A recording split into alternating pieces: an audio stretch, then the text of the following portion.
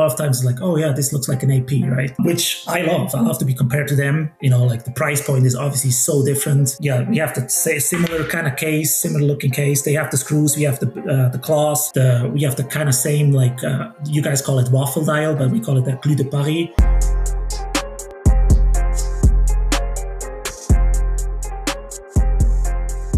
Welcome to Due Time Presents The Watchers. I'm your host, Rod Dye, aka Rod the Watcher, and I'm here with the one, the only, Rio the Watcher. How you doing, my guy? Excellent, my brother. I'm excellent. We got a special guest today. I'm feeling good. Oh man, this is a different episode, so I'll just get straight to it, man. So here we have U.S. Ambassador for Maurice Lacroix, Mr. André Niklaus. Ambassador of the Americas. Of the Americas, yes. Yeah, Canada and Caribbean's included, definitely. Yes. So I say the U.S. My bad. The Americas. How about that? Yeah, Honestly, I'm not. Yeah, it's been a while since I was in the Caribbean, so I definitely should go back down there soon. Yes. I think you should. You should. Right? You gotta make sure you're touching base. Throughout your territory. You gotta. I'll come with you. I was going to say, if you need the watchers to come with you, just to, make sure, content, whatever. Yeah. Meet in Turks and Caicos for a couple of days. Yeah. Exactly. We'll come to Turks and Caicos for you. That's how. Yeah, I'll carry that burden. Yeah, I know. It's a tough place. So I appreciate that. For sure. Well, we have a great conversation ahead, but and we always start with what's on wrist. So Rio, kick us off, man. What you got on today? Man. I got the trusty brew on, actually, man. I had this on earlier. Yeah. And I forgot that I even had it on the brew metric steel dial, blue strap. Yeah. Comfortable. 36 millimeters. I didn't even realize that. Now, for our audience, I know you've had it on the show before, but for those who may be tuning in for the first time, can you give a little background on that particular piece? The Cliff Notes got you, man. For sure. The Cliff Note version did a challenge with Ben's watches, the 30-day challenge. You had to complete 3 watch content videos per day within a 24-hour period for 30 days straight. And me and about 25 others was able to complete it. And Ben actually got us all a watch, and it has an engraving on the back about basically staying on your grind. And I just wear it from time to time whenever I get watch fatigue or content fatigue, be like, you know what? I got to keep it moving, got to keep it going. So, man. And what is the message on the back of it? I got to take it off real quick. I got you. All right. No, that's awesome that he's doing that, uplifting the community and the influencers and all that. He's such a great guy. It is, man. He's really cool, man. The dream is free. The hustle is sold separately. 30-day watch content challenge winner. The dream is free. The hustle is sold separately. I love that. I love that, man. Well, I'll go ahead and go. So I'll just keep it brief here. I have the Oris Big Crown Pointer Date. Nice. Hank Aaron edition. So this Hank is Aaron. Yes, sir. I actually went in, for a different Oris. It was a different Big Crown. I actually was going in for the yellow dial, but I seen this one, and it just felt right. We always talk about buying watches that speak to you. When I went in for something else, but this one spoke to me. So, and this also opened a lot of other doors for me in the in the watch space. So shout out to the Oris, man. Did the place that you got that from, do they also sell Rolex as well? Yeah, they did. So that's the I got this and it opened up other doors for me. Yeah, that's what I mean. Yeah. So I see, but the key is buying what you like. We always buy what we like. We're not allowing them to force pieces on us. So buy what you like. Yes. They released this last fall? I believe this got released so I believe this is a couple years old now. So I got this in 2025. They re-released something. I think they had something last year. It's beautiful. I love it. And I know they released the Bullseye one this year. So yeah. Andre. So I already know you're rocking the home team. What do we have on today? Tell us about this. This is iconic skeleton big date. So this is one of our in-house movements. Ceramic bezel, ceramic bezel, ceramic crown, steel case, rubber strap, integrated bracelet. It's 43, and again, one of our in-house movements and one of our latest releases. So we've been doing very well with that one. Like the US is for Maurice Lacroix is not top 3 markets, right? So we're like probably number 4 or 5. So we always have to fight for our allocations when there's like new releases. And all the ones that we got a couple of weeks ago sold in super quick and also sold out quick, which is nice. And we got another shipment last week, sold out. So that's the only one available right now. Might wear it a little before it's going to be sold again. Yeah. For sure, man. That's clean. That's clean, yeah. Man. So let's take a step back. So not only are you the ambassador for the Americas for Maurice Lacroix, you're actually native of Switzerland. So you're yes, Swiss. Yeah. So sorry for my accent. It's like no, I feel like I look like an extra fool today. Like you guys are always so smooth and clean how you talk, and me, like I'm struggling here with the accent and the words. So I'm sorry for that. No, all good. You're doing well, brother. You're doing very well. Yeah. So actually, I was going to just start from the beginning, actually, and obviously to how you got to Maurice Lacroix, but just growing up in Switzerland, like, did you always know that you would get into the world of horology in some way, shape? Like, is it? Like, are you like? Did you come up immersed into like watch culture? Yeah, I grew up like 20 minutes from the Rolex factory, so do it. It's funny. Like I always say, like as a Swiss, you either sell watches, cheese, or chocolate. So I do watches. Yeah, no. It's in Switzerland. It's pretty easy to get in contact with watches because every 15, 20 minutes you have another big city, right? Like big city. We're talking capital city where I grew up. The whole state has 1 million people, and the city itself 100,000. So that's a big city for Switzerland. But in a space of maybe a mile of the downtown or new old town, there's so many family-owned jewelers and watch stores and boutiques and all that. So you see it everywhere, And as a Swiss, you grow up with watches, and it was always my hobby. And I was and I am a collector, but I didn't really get into watches till 3 years ago, or like in the watch business. So before I was in insurance and banking, and I did that for 35 years. And then when I moved from Vegas to Georgia, I got a phone call from Maurice Lacroix and said, "Hey, are you still, in the US? Are you interested to work for us, like on a part-time gig?" And that's how it all started. That's awesome, man. Yeah. That's great. Cool. So you were on the West Coast though first, right? So when you started with Maurice Lacroix, right? You were on the West Coast where you were in California? So my wife is from California. And we lived in Switzerland together for a long time, but she wanted to come back here for work. And at that time, I was running my own business with my friends in marketing and advertising. And I was able to work basically from the US still for the key accounts in Switzerland. And I had to go there, back home like a couple of times a year. But otherwise, everything was done online or phone calls, emails. So I was able to say, like, yeah, let's do it. Let's go to the US and, let's push your career. And I just work from Vegas instead from Zurich or Bern. And we were there for 6 or 7 years. Yeah, 6, 7. And moved to Georgia because we had a daughter. I was like, okay, Vegas was great for us. It was fun, but it's no place to raise a family. So we moved to Georgia outside of Atlanta. And so I got a phone call from Stefan Waser, which is the CEO. He basically said, "Hey, are you still, in the US, and are you looking for a job?" I was like, "Yeah, sure. Let me see," because at that time I was, planning on being a stay-at-home dad the first 2 years, and my wife was working, right? So I was like, okay, if it's a part-time thing, why not? So I sent him a CV, and then the guy that was responsible for the Americas at that time called me, and funny enough, he's from Switzerland as well. He's the CEO now of Junghans, if you know that brand. But he lived like 30 minutes away from me. So we met up in a coffee shop, and he's like, would you be interested to like take over some of our retailers so I can focus more on Canada and the Caribbean and the big picture, and you can do sales and be on the streets, right? And like hustle and open new doors and be in contact with our existing retailers. And I said, yeah, sure, part-time, why not?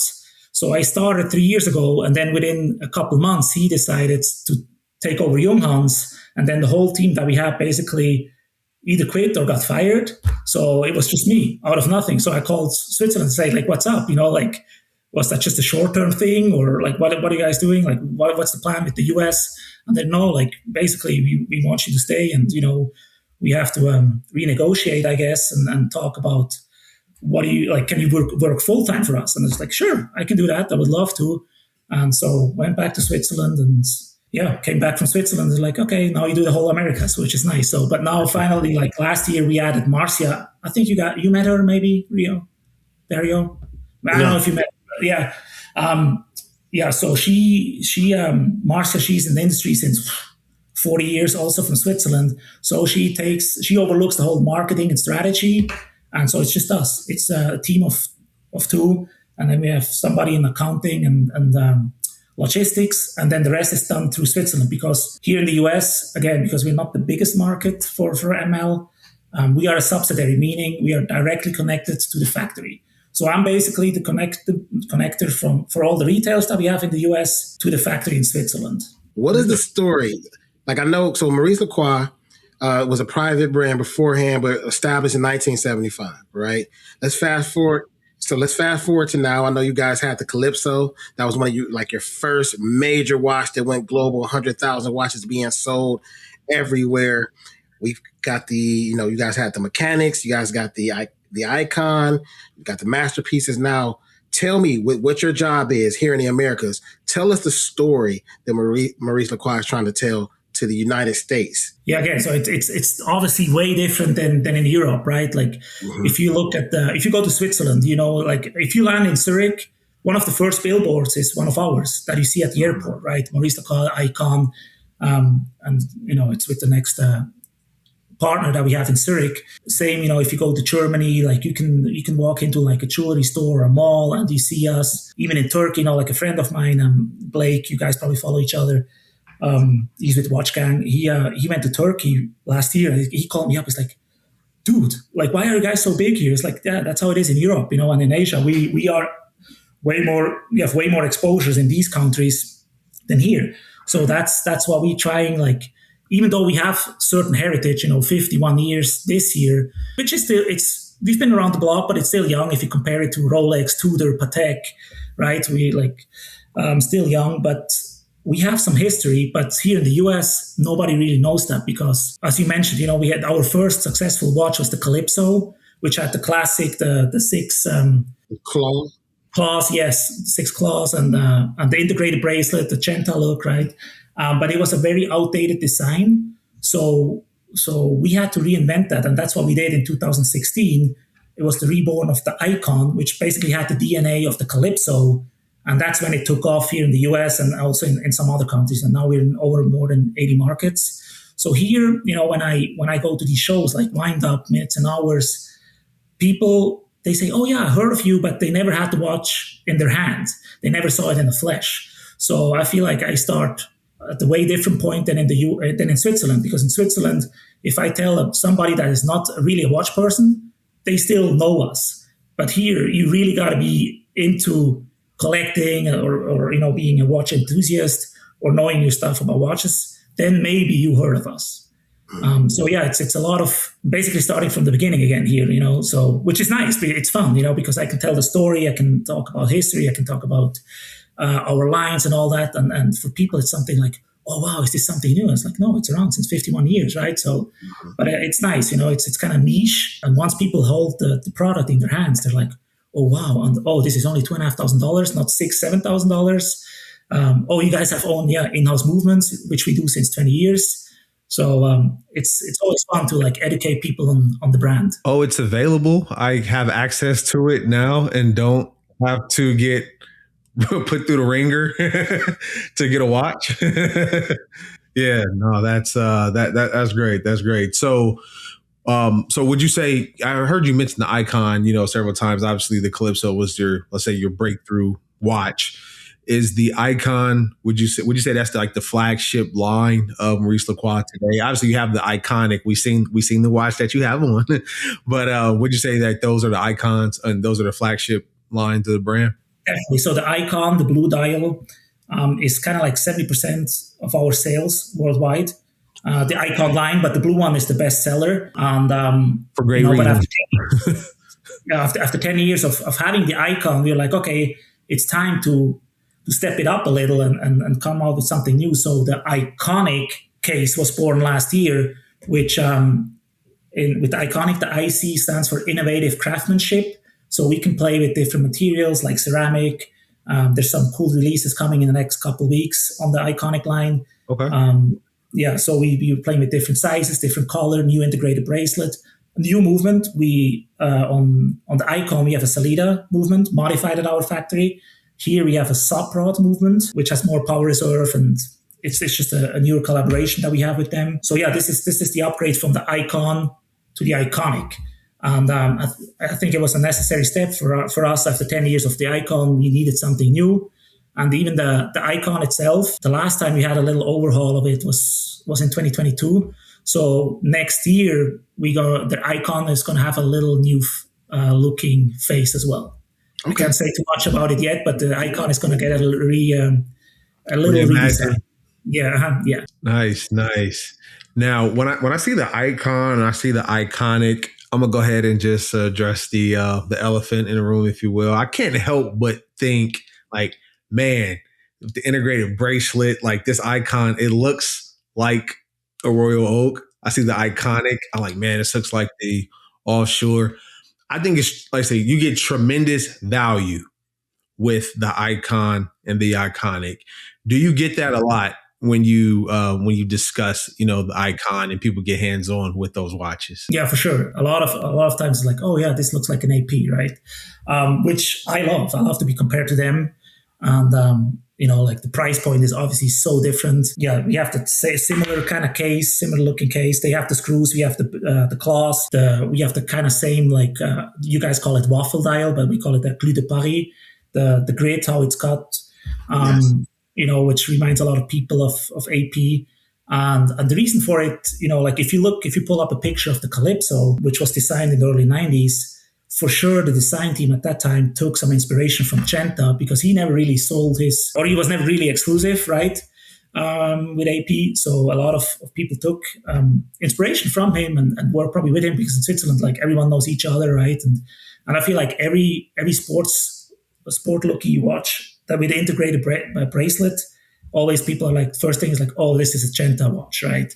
But in our case, it's pretty close for sure. And again, like if you go on YouTube and you look like, oh, best 5 alternatives for an Icon, for an AP, we always come up. Obviously, people talk about it, and it's nice, And, till last week, when was the Swatch drop? Like people like the Royal broke, right? So like some provoke and say like, oh, the Royal broke. But so now officially they have the title now. So now we're kind of in between. We're now like a little higher than the Swatch AP, but below the AP.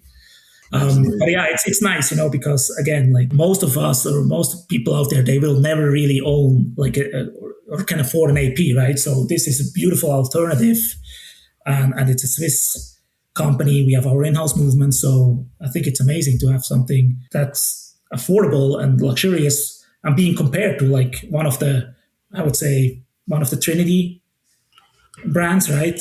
Yeah. One thing I'll say too, and I've said this after we connected a few months ago. We had connected in the airport on the way back to Columbus, and we were actually going to meet up that night. But I remember telling Rio offline, like, man, like, even though like the price point is, 15 to 20 times less than the AP, like the Royal Oak is not 15 times the watch. Like you get a lot of value. Like I'll keep emphasizing that with the Icon, the Iconic, like it's a tremendous value for it. And it's like, it's amazing. And actually, since you brought it up, when we seen the Swatch watch, the Swatch AP collab, I know the first thing Rio said was like, he's like, Maurice Lacroix already doing this. Yeah. Like obviously it's not a watch, it's a wearable, but like the first AI renderings, it looks just like the blue, I believe it's the blue PVD Icon. Like that's the first thing we thought of when like man, Maurice Lacroix is already doing this. Like, have you guys, it's only been out a couple of days, but have you seen, an increased, interest or intrigue around your brand with the announcement and ultimately the release of? Yeah, that's what I'm hoping for. I provokingly posted, some of our watches. Hey, get one of these instead. Yeah. In terms of sales, not yet. I didn't see more sales because of this yet, but it's still fresh, right? So if people get frustrated a little more, maybe another week or two, we might see some sales. Yeah. But for sure, traffic is there. Like, and there's more traffic on the website. Like, people are reaching out to me. Hey, oh, I saw this, and we used to have the icon Tide, which was a collaboration with Tide. Is a company in Switzerland, or based in Switzerland, but they win the plastic out of the ocean. And they make all kinds of stuff, furniture, bottles, toys. And we did watches with them. It was our plastic watch, right? And there was a collaboration that we had in 2022. And it came in all kind of colorways, kind of like the Moon Swatch, right? Like the price point was around there, $700-800. We liquidated that line end of last year. And our partner that liquidates them, he reached out to us. It's like, hey, I'm sold out now because of this. So people definitely looked for alternatives. They didn't pull the trigger on maybe the $3,000 one, but they definitely bought the leftovers that we had on our plastic watch. Mm-hmm. So we for sure are reaping some of it. Yeah. No, that's pretty cool, man. Because that's the one I was actually going to ask about. The plastic one. It looks so much like the AI renderings of what everybody wanted the AP swatch to look like, right? Since we're already right there. So let's get your thoughts on that really quickly, man, because we want to hear about your brand. We want to hear about you. But of course, we want to get your point of view because you're still a collector and enthusiast as well, even though you work in the industry. So we're going to tie all of that in. Well, I love the collaboration. I think it's cool. It's nice because people that I didn't talk for probably months or years even, they reached out to me, hey, what do you think about that? And those are non-watch people, right? Mm-hmm. So this is a great opportunity for us as enthusiasts and community people, right? To invite new people into this hobby, saying, hey, yeah, this is cool, but look what you can get for almost the same money. You can get something mechanical, that you can put on your wrist, not just a pocket watch. So I think it's a great chance for us to bring more people into the hobby. They might not like you in a couple of years for it because it's an expensive hobby, but this is a great chance. It's a great chance to invite people into the hobby, and I think it's a great way to connect with the newer generation, right? That's something our biggest buyer right now are the millennials for our brand. So it's always a question, hey, how you connect to the next generation, Gen Z and Gen Alpha and all that. So I think that's a very smart move, and AP is going to donate all the money into a foundation for the new generation of watchmakers. So I think that's great. So, these watchmakers in 5-10 years, when they have the opportunity to maybe go to either Rolex, Patek, and AP, they might say, hey, let's go to AP because they did that for us 10 years ago, right? So I think it's awesome and putting the Swiss watch industry in general on the map again. And it always was on the map, but just, for people that don't know. And I think not just those two brands are going to benefit from that. I think brands like us will benefit as well because one of these guys might end up with us in Saint-Léger. And I think it's a great collab. It's a fun collab. The execution was maybe not the best, I know how much you can blame Swatch for it. If you look at certain countries, it worked totally fine. In some countries, it didn't. So I know maybe they should have done kind of the MBNF way and do online lotteries in certain markets. I don't know. But, or once they saw, hey, the hype is so huge, let's switch it to an online selling. But all in all, I think it's a cool project. I agree, man. Yeah. One thing I'll say is this was their intention. I don't think there's no mistakes. You work in the industry, so you know way better than me, right? But I speak with people in the C-suite. I've dealt with CEOs, CIOs, and CFOs a lot in my businesses and my day-to-day life, and these people are calculated. These people that make every T is crossed, every I is dotted, or they have the right people in place to make sure. They had a litmus test of this already. They saw the Omega Swatch. They saw what that did. And by AP, in my personal opinion, being a more coveted brand, just because you don't have full access, right? Right. Then Omega, I would assume that they would take a look and say, you know what? Let's figure out a way. I have people who've called weeks ahead of time and saying, hey, what's the procedure? Is it going to be a raffle? What are you guys going to do with the lines? They had no plans. And it's hard for me to think, as storied of a brand that Swatch is, because I'm going to put this on Swatch because it was sold in their stores. They had no plan for this, or what they said, you know what? Let's light a match and blow the joint and keep the cameras rolling. Let's keep the cameras rolling. You know what I'm saying? So now we have all of these different things because I can't blame Swatch for individual people, but it's your job as a brand and as a company to plan for these kind of things, because we've seen what people do. Back when I was a kid, there was this thing called Tickle Me Elmo when I was a kid that people was fighting in the stores for.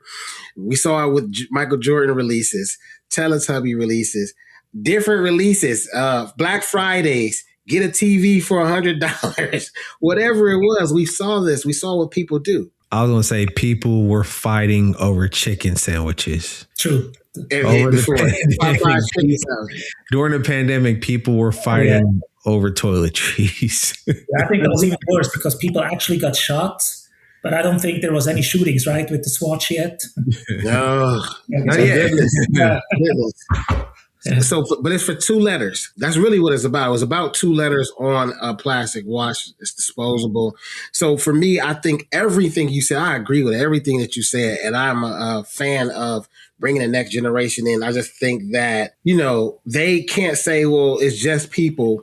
I feel like companies understand this is what can happen, and they have to prepare for it properly. But they needed this publicity. Like, to a degree. I mean, they didn't need it, but they wanted it, if I would say. No, for sure. And, if you talk to some of these people that work at the stores, they were not briefed, and they were not ready. So for sure, there was some miscommunication on that level. Yeah. So hopefully they come up with a quick solution for next week's, because I feel like a lot of stores kind of closed and they probably are rethinking, how are we going to do this? So hopefully they have a solution by maybe tomorrow, the next couple hours, and we can find a better way to get to these watches, because I want to get it. Obviously not for like aftermarket price, but at retail, I would definitely buy it. I would argue maybe the industry did need it. Like, sometimes I feel like the watch industry can be a little stuffy, Maybe they didn't need the chaos, but as far as just like the release and the hype around the release, it has, not only it has like people talk, like this made like national news, international news. So it transcended just like watch talk, and you know what I mean? So it has there have been people reaching out to me that I've had never heard from during this whole watch journey that we've been on. And I've had over 10 people reach out to me asking if I had a Swatch or AP connection.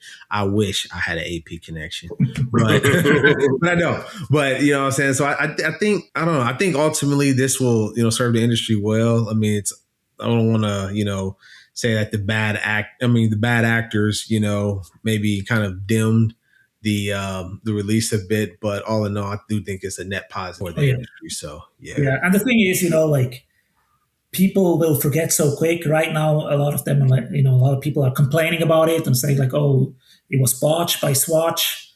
But in a couple of weeks, nobody will talk about that anymore. And everyone will just share their pictures of the pocket watch and be happy. I mean, Swatch, it's not the first time they do controversial stuff. They did that in the past and with other campaigns, with other releases. So I feel like they are kind of like used to the heat, and they're like, it's going to blow over, and it probably will. So I wanted to kind of flip back to Maurice Lacroix for a second. And so a little birdie was in my ear. and I was asked to ask you something, okay, about maybe a 250th anniversary watch, working on with Georgia Benjamin and Mikey Friedman. They might have something to do with that. I don't know. I heard it might be dropping around the fourth, possibly, if still. Can you talk to us about that? Is that on the record? Is that on the No, it's yeah, for sure. We Marsh and I at the beginning of the year we were like sitting together and again, like we try to do something different in this market that is still very young for Maurice Lacroix than other countries. So we're like, what do we need? Because for example, in Japan, we have a collector's club of ML with more than 10,000 members. They were featured in the New York Times. That's how big they are, right? And they do collaborations with us where they do like limited drops for just their club. Yes. On our watches, they had, instead of the Icon automatic, they did one with the manual winds, different size. This year they had a color that we never did. So this is something that we do in other markets. We had a collaboration in Singapore and in Thailand, in Japan, multiple ones. Anyway, so we were like, hey, we need something for the US. What should we do? We looked at the calendar and we saw, hey, this year's the 250 years anniversary. Let's do it. Let's have like a birthday watch or like a anniversary watch, right? And kind of try to assemble the Avengers of collectors and influencers that I know that worked with us before, or that I know through, the clubs that I'm part of. And so we had a team of six people. And we started to design it end of last year, put in the design early this year because it takes Switzerland 4 to 5 months to produce a watch once the final design is here. So hopefully it's going to drop in the next week or two, or at least I can share pictures. And the watch itself should be available before 4th of July. And, the World Cup is coming. So I hope the US team is going to do well and the patriotism is going to be at an all-time high. And everyone wants this anniversary watch. And I feel like, surprisingly, I didn't see too many US drops. Laurent Ferrier had a beautiful one. He had like the, what do you call it? The Declaration of Independence. He had a part of it on the dial, I think a limited edition of 10 or 15, which was awesome. He dropped at the beginning of the year. I think Ball watches, they have an anniversary. Like, I didn't see too many brands doing like an American watch or like an anniversary watch. So I'm happy about that, and I hope people are going to like ours. That's very interesting that you say that. But Mikey, he's the horology critic. He's the one who kind of, but me and you talked about it a little bit when we met, but he kind of put the bug back in my ear that he was actually working on that. You actually introduced me to Giancarlo as well, Atlanta Watch Society founder. This is the thing that I keep finding as far as a trend with you. You are a people connector. Okay, beyond just even with your brand, through different watch groups and watch societies and just different events. Tell me the importance of the community part of this thing that we love so much, and just knowing so many different people. Yeah, I mean, and yeah, that's my thing. My background again is more like I'm coming from the marketing world, right? And I built up a couple different companies with my friends in Switzerland, and we built a sales force up from 2 people up to 300 people. And in that field, it's all about networking and connecting, right? And I feel like this is something that is very big in the US as well. Like everything is about network, who you know, who you're hanging out with, what kind of clubs are you part of, and all that.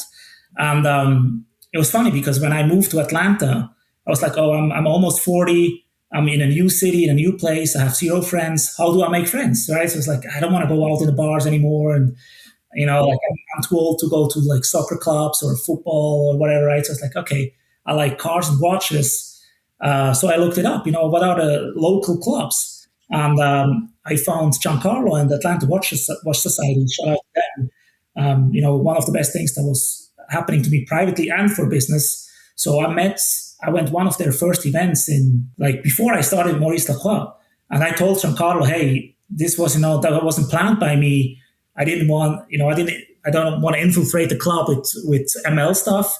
It's just literally, I joined the club, and then a month later, I basically got the job offer, right, to work in the watch industry. So it kind of looked like, hey, are you trying to, infiltrate the club? Get some collector at heart, and I'm a watch enthusiast. And that's so important. And Giancarlo is one of the best when it comes to that. he opened several cities in the last 2 years. Like we were end of January, we were in Columbus for the Columbus Watch Society, right? And we have the Vegas Watch Society, we have the Bahamas, we have one of the newest ones, Puerto Rico, Chicago. So it's very well connected, and it's so important here to be in these communities because there's so many brands, right? And like a brand like ours in the $1,000 to $10,000 range, it's very hard because I feel like the classic retailer is slowly dying out, right? Like if you look even at the big brands, they're all pulling out of the retailers and they're doing their own boutiques, right?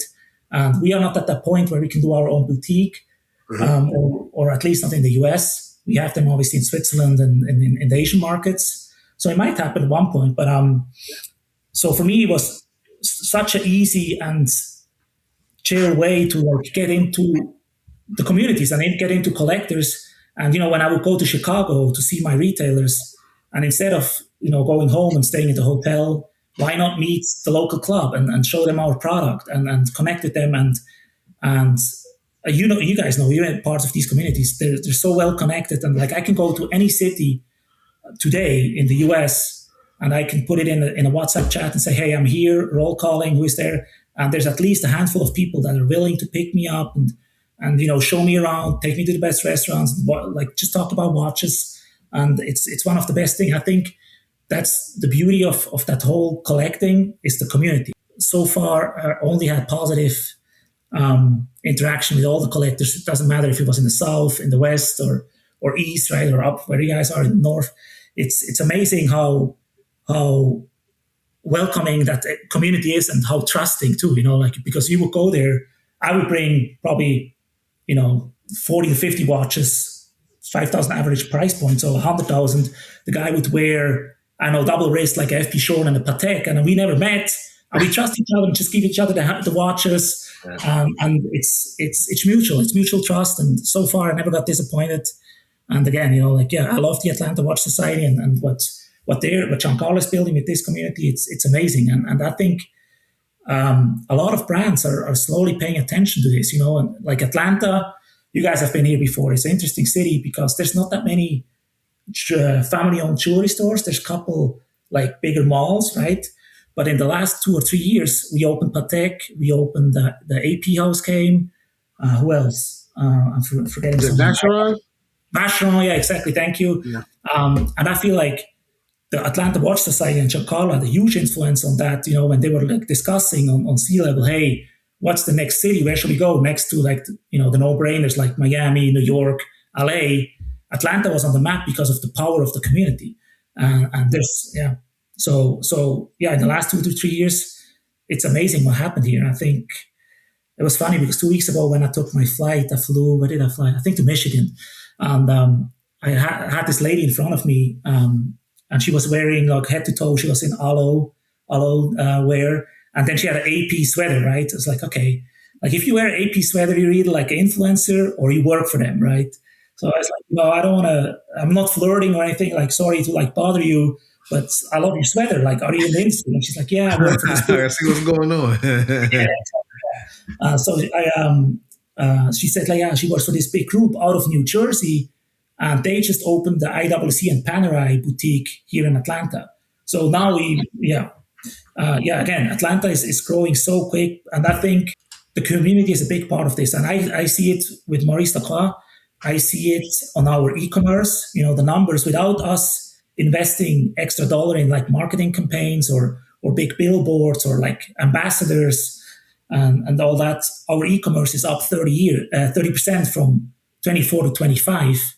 And I think the communities are a big part of that. Man, listen, I love that you love your brand and you definitely walk forward and have loyalty and you bleed ML, but you really come across as somebody who's a true enthusiast and collector.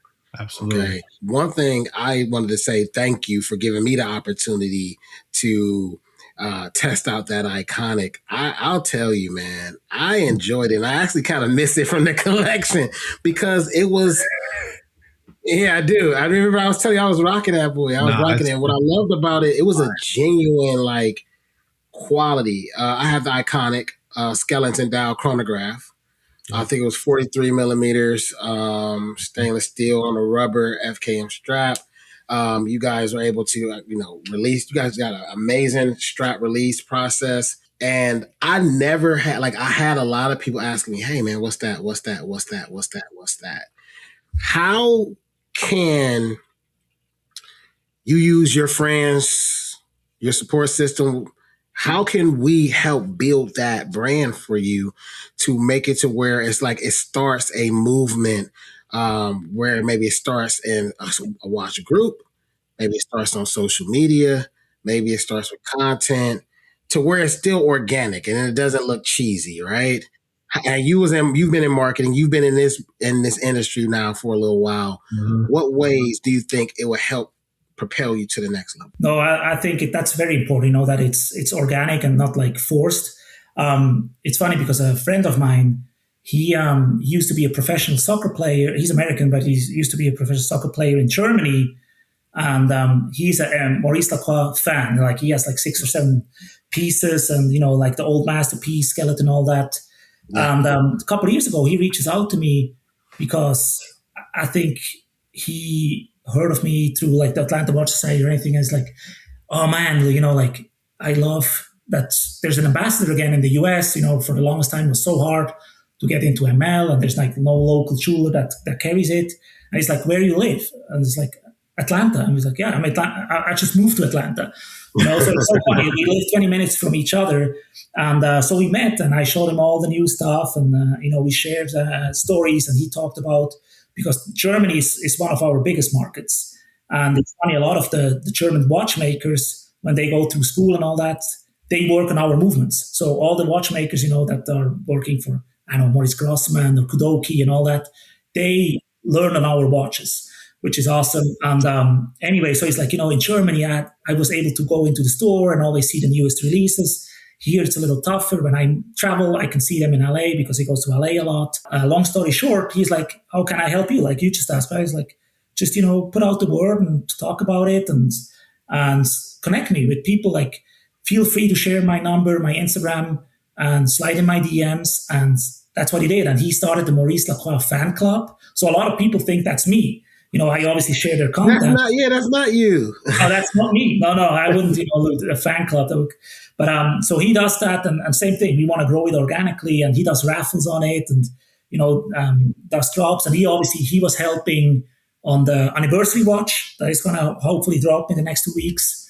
No, it's been amazing, and the same thing. From just talking about watches, now we're friends. And that's the beauty of that whole collecting, like you really become friends with these people. And I love my job. I love it for this. I travel a lot and I'm in a lot of, like, it always sounds luxurious, right? But sometimes you stay in these like weird hotels on the interstate, whatever, right? And by yourself and you're not home with your like family and all that. So sometimes it gets alone on the road. Like, but these communities really help, and you can go out and meet them and talk. And like, obviously you talk about watches, but there's an instant connection and it's deeper than just watches and it's beautiful.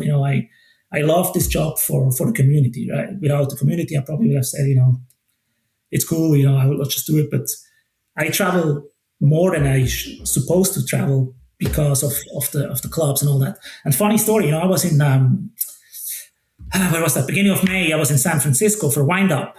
And a guy comes up to me, right? Martin, the doctor, if that rings a bell.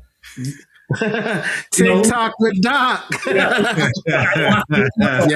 I'm big on TikTok. So anyway, he comes up to me. He's like, "Oh, I know your brand because of Rio the Watcher."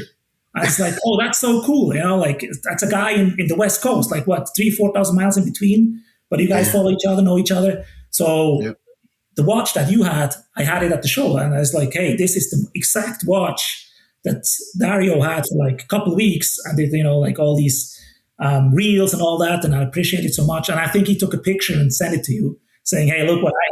Yeah. So that's the beauty of it. It's such. I mean, the US is huge, right? But the community is so small and so connected, and everyone knows each other, and it's amazing. Yeah. So yeah, again, coming back to your question, that's how you guys can help. Like just put out the word out there and talk about the brands and have me on your Yeah, podcast.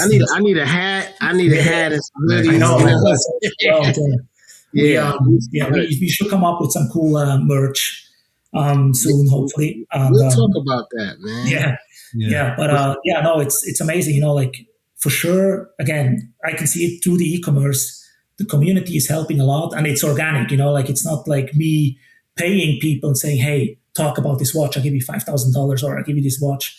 It's like it's genuine, and you guys come to me, or I'll ask you, "Hey, it was you saw how it was. We met." And you're like, you know what? Just keep this watch for a couple of weeks, talk about it, and then you send it back, and that's it, right? So it's organic and natural, and I think that's something which we have a couple words or slogans that describe the brand, and approachable is one of them. And I think that starts with the CEO, with Stefan. Like any interview that he does, he says, "Hey, this is my email. Reach out to me," and people do. They email him, and he answers every email. Like it doesn't matter where you're from, what you do, if you're part of the brand or not, or if you own a watch from us, he gives you an answer within a couple days at least. And that's it starts there, and we all have the same mindset. We want to push our watches, and I love ML and I'm bleeding for them. But as you said, like I love the watch industry in general, so I want all the Swiss maisons to do well. And when I go to a show, I have no problem, complimenting somebody wearing a Rolex, IWC, EC, or whatever, because it pushes the community and watchmaking and watches in general. And that's my goal. I feel like if I do that, and people can see that I love it and I'm authentic and I love this brand and I love what they're doing, it's natural, right? And they see, okay, yes, it's not just a guy that tries to sell me another product. Everybody says that about you. Everybody loves you. Usually before we get out of here, right, Rod goes through a series of questions with our guests. So I'm going to give Rod the floor to kind of ask those series of questions. Yeah. Well, now we're gonna take you always wear the America's ambassador hat, but now we're gonna talk to Andre the collector here, right? So I know we've talked, offline about, the brands that you love. So what are some of the brands that speak to you aside from Maurice Lacroix? Can you guys see it? Oh, he got the Hublot tag. Yeah. Okay. I can always cover it with my watch when I'm working, right? Like, people see wow. I get a lot of shit for it, to like say, hey, this is my favorite brand. But same thing, like I met, at the time, Bieber was the CEO, right? Or the managing director. And I met him at the polo tournament in Gstaad, which is in Switzerland, in the mountain regions of Bern. And I was probably like 21 or 22. I had my first couple big paychecks. I was like, okay, I'm ready for my first big boy watch, right? And obviously, at that time, even Rolex, like a submariner, you were able to get 10, 20% off. Yeah. And what a time. Should I get it? But everyone has it. And I mean, Rolex is awesome, and it's definitely one of the best investments you can do still. And I love Rolex. I have a couple of them, but I was like, I want something different, right?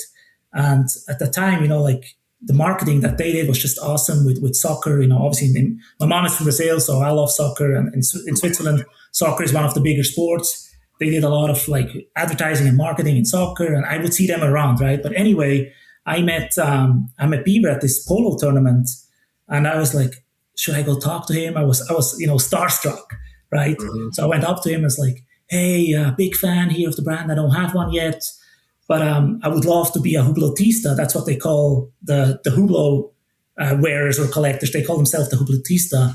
I would love to be one of them one day, right? And he's like, yeah, you'll get there, and he was cool. He talked to me a couple minutes, and obviously he was busy because it was a Hublot sponsored polo tournament. And so he's like, he came back to me and was like, what's your address? So I gave him my address. I was like, didn't think anything by it, right? A couple of weeks later, I had a handwritten letter by him. Maybe it was his secretary, but he signed it, right? And I had a cheese that he made. He makes cheese. makes Oh, his wow. own cheese. He sent me a cutting board with like a Hublot engraved in it. And he's like, I'm excited to have you in the family soon. And from then on, it was clear for me, like my That's next watch. awesome. Yeah. And that's, something, because again, I'm not from the watch industry, but this experience that I had with him, and everyone says that too, like he's the most amazing guy. He knows every employee by first name, last name, knows, like what they're doing, knows their family members. He's the first one and the last one to leave. Maybe not anymore back then, right? Yeah. So he's an awesome guy, and he was always just authentic and down to earth and approachable. And for me, that was something, that when I started with him, I was like, hey, how can I be successful? And for me, I call it the beaver approach. And I want to just be like him, right? Like, I have these beautiful watches, but anyone that comes to me deserves my time. And I'm talking about the watch. Doesn't matter who it is. If I know it's going to be a sale or not, that's what I'm doing. And again, he did that, and it was very authentic. So yeah, Hublot is one of the brands that I love. Like obviously all the bigger Swiss houses are amazing. IWC, Moser is a little more niche, very rare, right? So I love those guys. I love what they're doing here in the US. Yeah. Their team is amazing. They had a super nice release in Geneva this year with the pump. The pump. Yeah. But going to these shows, which a lot of time I think like, should I be here or not? It's a lot of micro brands, right? Or like maybe a little lower entry point than our watches. But because nobody really has the chance to see us and know us or touch the watches, I'm like, okay, let's keep going to these shows. And it's always a great, amazing experience. So, but since I'm going to these shows, I see so many micro brands that I'm amazed at what they're doing. So like lately, I'm on the micro brands train, right?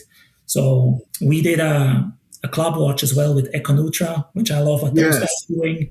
Yeah, nice. So this is going to come out. It's a lacquered burgundy red, should be available end of September. One of the last pieces that I added was the Cartier dos Santos in titanium, obviously one of the big houses, right? You love it? Do you love it or not? What did I add? Oh, I bought the Timex Hodinkee. I like it. Yeah, my collecting goes literally from $100 up to 6 figures, and it could be anything, like that has a cool story behind it or has some heritage. Yeah, I love that. Is there any watch that I know I'm not supposed to ask you this, but I'm going to ask you this. You don't have to answer this, basic, because I know you're working still always got your hat on. Was there any watch or brand that you think is overrated? Overrated. Yeah, I mean, like it's an ongoing discussion, right? Like the margins and the prices. For sure, the prices on some releases for like a steel watch are kind of like overpriced, but I wouldn't say the brands are overrated, because they have their history, their heritage, they have their like people behind it, or they're like whatever they're standing for, right? So sometimes the pricing might not be the best, and unfortunately, you see it a lot of the brand, like, like bigger houses, right? Like the Swatch Group or Richemont, they have awesome release and awesome watches, but you see them a certain percentage off real quick because their pricing is not the best. Which brand? You said the Swatch. You said Swatch and Richemont. Which brands? Which steel watches are you referring to? That are overpriced? Yeah. No, in general, steel watches. I'm Swiss, I have to be neutral. Yeah, exactly. All good. No. I think for sure the pricing, and that's it's gonna be interesting with all these micro brands coming up, and then you have the independent watchmakers, right? Like Rexhepi, Schurn, and all that. Like they can ask for those prices because what was the last one at the last Philips auction or Sotheby auction? Like $5 or $6 million. Yeah, right. Yeah. So people pay it. So, and the same thing with I guess I would say they're too much. But then if you look on the secondary, like the steel watches, right, that are too much, they double the price on the secondary. So maybe the pricing is actually not that off. Who knows? But when you think over hyped or over. It's for sure at the end it's a steel watch, right? It's the same movement. So some of them are definitely too high, and but yeah, what I want to say, like, if also looking, like the Swiss watch industry was always the number one, right, and still is, and but there's a lot of other brands from other countries, like the German watch brands like Lange, even the Longer. smaller brands were like DUG, Nomos, Glashütte, right? There's amazing Mm. stuff coming. And then Seiko with Grand Seiko and all, what's his name, Otsuka, right? Like all the Japanese stuff that is coming, Chinese stuff, and even some Indian brands. So the Swiss watch industry has to pay attention to that, because what they're missing right now is the heritage, and the history. But in 15, 20 years, that might be a different story. And I feel like the newer generations, they don't care that much about that. And if you can't get the watches, and you have to wait for 2 or 3 games, and you have to play the allocation games, it's dangerous, like in Yes, it so yeah. is. Yeah, the Swiss industry in general definitely has to pay attention to that. No brand is untouchable. Exactly. No brand is untouchable. Yeah. What would you like to see in the industry, as far as like whether it's like innovation or collaboration? Like, what would you like to see in the watch industry from like 2026 on forward? Mhm. Yeah, I think the collaboration that we just saw is awesome again. I think you probably will see more of that in the future. But there's a lot of collaborations with all kinds of other sectors or niche, right? Like you have collaborations with like artists, with musicians and all that, and that's awesome. And I think it's great. Like again, since we're talking about AP, like a collab like Travis Scott, that was cool. So I hope that keeps going, and I hope that the independents get even more traction.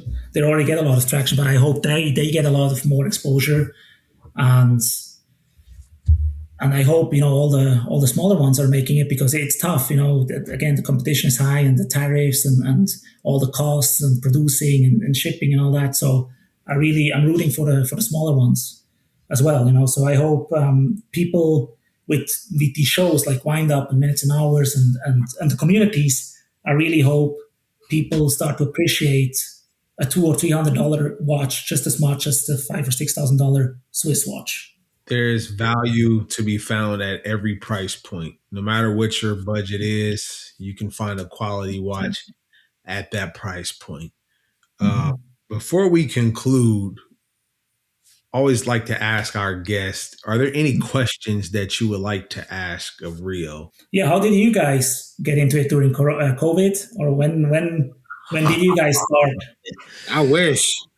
Man, my guy Rio is an enabler. And Yeah, stop. Well, I am. I am now. as you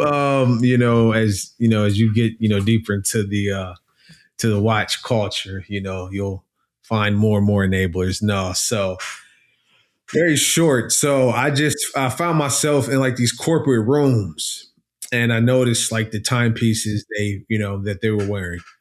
And I've always, had my eyes on watches. I know like a lot of like I'll say like the major brands, like if you will, but it reached a point where I'm like, okay, it's time for a big boy watch. So I called a couple of people. I called a mentor. I called Rio. Hey man, what do you know about watches? And then I started from like one conversation to we're talking about the next day to, sending pictures about watches. Like, man, I seen this, I seen this, I seen this, I seen this video. And then next thing we're having conversations to the point where it's like, I'm like, we need to record these conversations because we're spending a lot of time talking about watches, and it needs to, we need to make something of it. So, it started from that to that call to what do you know about watches to, like I said, doing a show to, Rio taking starting to produce content, taking Ben's challenge, to him catching fire on social media, to him becoming one of the go-to watch content creators in the space, to watch this, to us creating our due time imprint, launching our own events, to us, getting introduced to yourself and Giancarlo and the Columbus Watch Society. Because the thing is, we had started before we even knew of, Columbus Watch Society. We had already, embarked on this journey. We had already began recording this show. We had already launched our first event, began planning our second event, and then we got, introduced to the Watch Society. And it's just like, it's like fate, right? It's like it's supposed to happen like this because like the dots are just connecting, so quickly for us. So yeah. So what's the goal with your podcast? You guys want to be the next wrist check pod? First of all, shout out to those guys, man. Shout out to those guys. Perry and Rashawn, definitely wish them both well on whatever their next journeys are. I would say definitely take that torch and just move, but still move in the direction that we wanted to move in.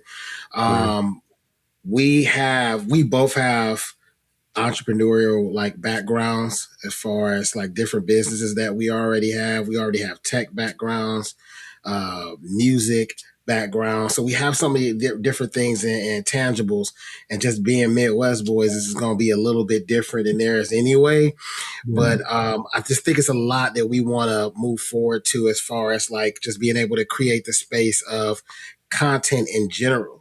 Watches is really the foundation of it all, right? But when we start getting down to it, it's really lifestyle, right? So being able to create a platform where content is created to be able to take that, or whether that's to actually live events, curating experiences for people, connecting all of the bridges. Like I do content from like dealers to people that's in the industry to actual watches. So we want to be connectors. It's a lot of different ecosystems in a watch space, as you know, right?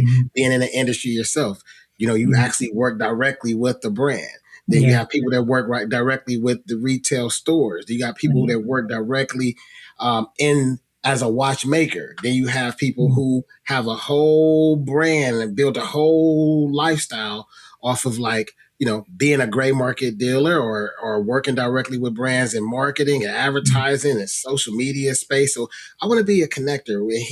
And Rod also helps like really like push me and when I'm doing a short form content, and Rod is working a lot and creating a lot of these events that we have coming up to really get our name out here, because Due Time is the brand and the Watchers is the podcast. So hopefully we could just create.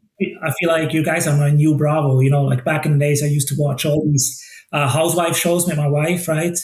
And now I feel like you guys are like always on point with the drama that is happening in the watch industry. And all the 42nd Street, or what is it, 47th Street in New York drama? Like you guys are always on point and like so quick. So I love all the content you guys are doing. And like as you said, you combine like watches, but also music and culture and all kinds of other hobbies like shoes and cars and jewelry.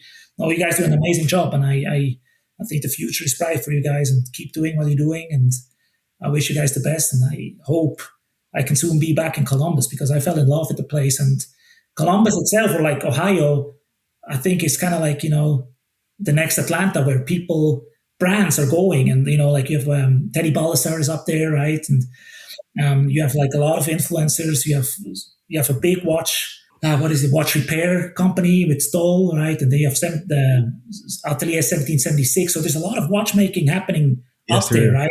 Yeah. So it's amazing. Right. And Columbus for sure is going to be on the map, or Ohio, hopefully it's going to be more on the map, because it deserves it. And you guys are at the beginning, and I see, there's no way you won't succeed with what you're doing. And I'm a fan. No, we greatly appreciate that, man. And I'll just say, kind of just piggybacking off what you just said before we conclude, Central Ohio, across like many different industries, just because of the diversity, in, the Columbus area, it's a test market for, in a lot of different industries, so maybe, and we're going to see that, I feel like, in the watch space, but whether it's, like the IT space, or, like just retail space, like I said, the Central Ohio area is just a test market for a lot of different industries. And like you said, for that reason, I mean, I feel like Columbus is, growing at an exponential pace, and it's it's great to be on that, foundation, that ground floor of it. And we're going to continue, just moving the culture forward and, continuing, doing activations in, Central Ohio and beyond. And I'm sure we'll talk offline about how we can, bring Maurice Lacroix to Central Ohio. I mean, you guys already have a presence here, but how we can, do activations and, increase awareness to the brand. And, because it's a quality company, quality, product that people need to know. Man, it's time. Give me the keys, man. Let me drive. Andre, let's go. Midwest Maurice Lacroix. Thank you for coming on the show, Andre, man. Before we conclude, we'll give you the last words. Is there anything that you would like to, tell the audience? Whether it's advice, whether it's, about the brand, any last words? The floor is yours. Thank you. No, again, thank you so much for having me and, supporting me and doing what you're doing. And it helps tremendous. I hope, that people, that the market is still very young, right? So people, a lot of the collectors are like collecting since COVID, which is 3 or 4 years ago. Right. So I feel like at the beginning, what do? You jump on the bandwagon and buy all the big boys and the big brands. And then you get into the second step is kind of like getting into the niche and buying everything. Right. And then the third step is kind of getting rid of stuff and then just focusing on certain pieces. So I really hope, since it's still such a young market, that people don't forget that there's so many other brands as well. Right. And not just Swiss in general. And look into those smaller brands or niche brands, because again, they have so much to offer like us for a way different price point, right? And have the same movements, have the same heritage, have the same background and the same Swiss made stuff, right? So that's for the watches. And then, looking at the debacle or how this whole thing unfolded with the Swatch AP release, I just hope, people are also realizing that this is just a hobby and, it's nothing is worth it to fight over it or like lose your life in worst case, right? Like just have compassion again and enjoy the hobby and help each other, root for each other. Don't try to like take each other down. Which unfortunately happens sometimes too in those communities, right? There's some jealousy or misunderstanding or whatever, right? So just work together and help each other and love each other, and maybe open the Bible once in a while. There you go. There it is. Yeah. Excellent way to end this. Andre, thank you so much for joining us. Thank you guys. Have a good night. Appreciate you. For Rio the Watcher, our guest Andre, I'm Rod Dye. Till next time. Thank you. Bye-bye. Bye-bye.